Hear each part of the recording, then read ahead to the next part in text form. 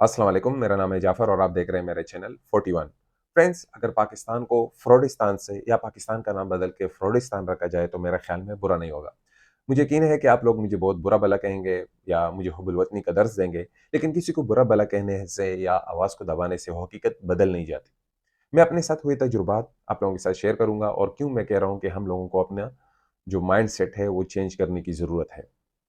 पाकिस्तान में कहा जाता है कि आपको हर शख्स दूसरा शख्स जो है वो फ्रॉड करता हुआ मिलेगा, लेकिन मैं कहता हूँ कि हर पहला शख्स तकरीबन आपको फ्रॉड करता हुआ नजर आएगा। ये क्यों हुआ?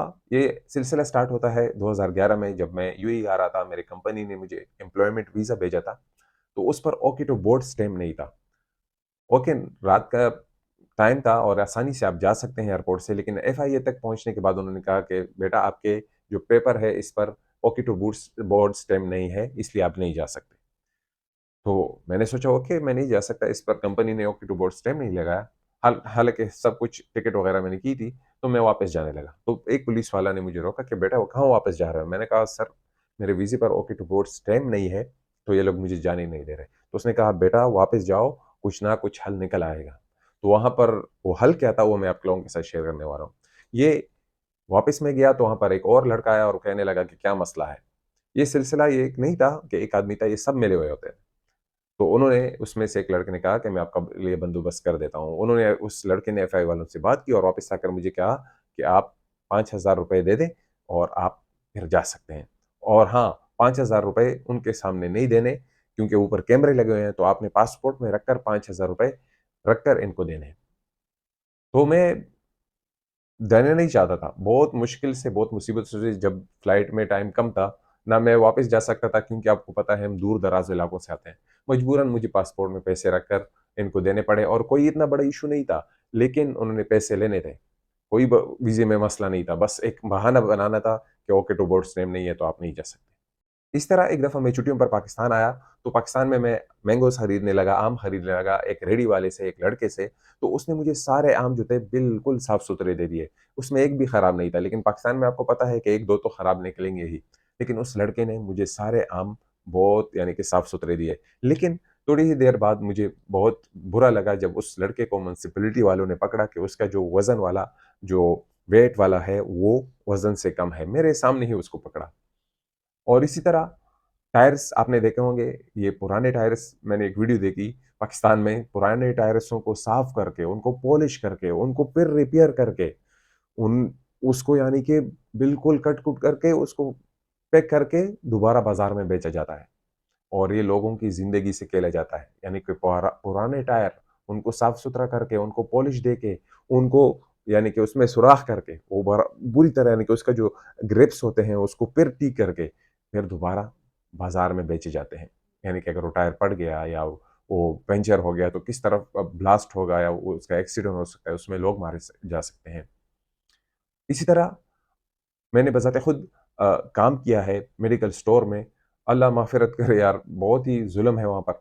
पेप्टिबान के नाम से एक शरबत है, ये तो मैं सिर्फ़ एक ही एग्ज़ाम्पल दे रहा हूँ, इस तरह हज़ारों हैं। पेप्टिबान के नाम से एक शरबत है मैदे का, जब अगर मैदा जलता है, आपको मैं पिक्चर भी दिखा रहा हूँ, कभी खरीदिएगा ना।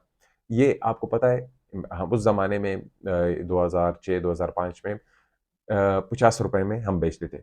और इसमें पता है कितना परसेंटेज होता था? हमको ₹15 में आता था और 50 इसकी कीमत होती थी।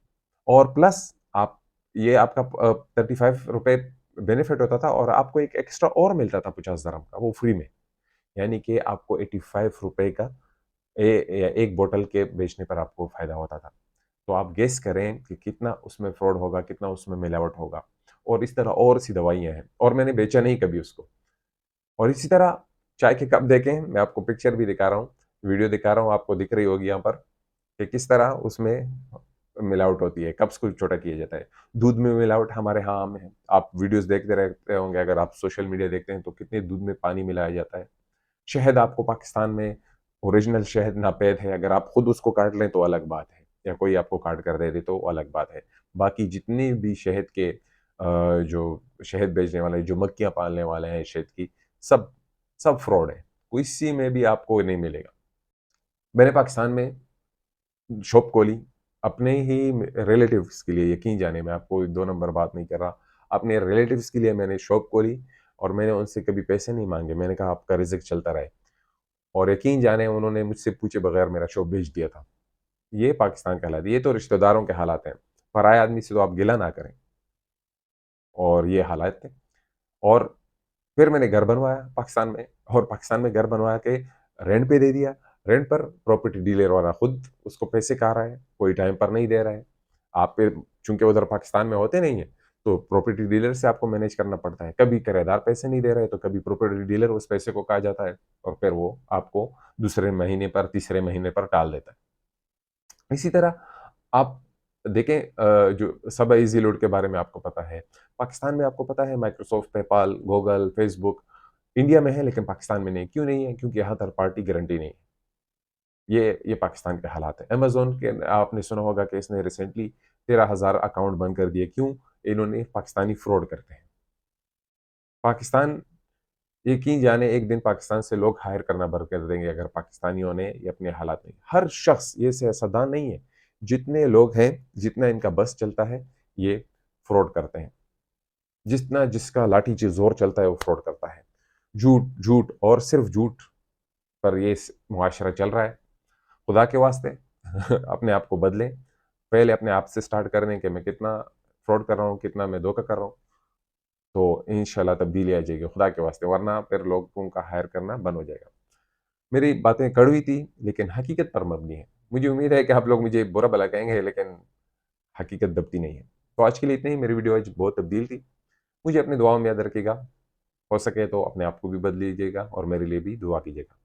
मैं हूं आप सबका जाफर। खुदा हाफिज।